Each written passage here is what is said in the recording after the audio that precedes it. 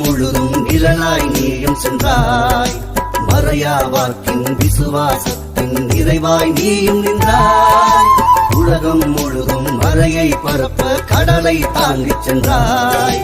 இறைவன் பணிக்கே உயிரை தந்து ரத்த சாட்சியும் ஆனாய்.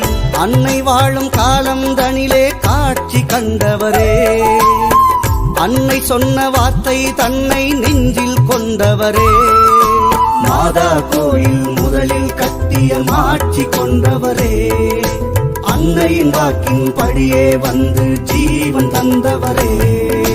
சந்நிதி வந்தோம் எங்கள் புனித சந்தியாகப்பரே,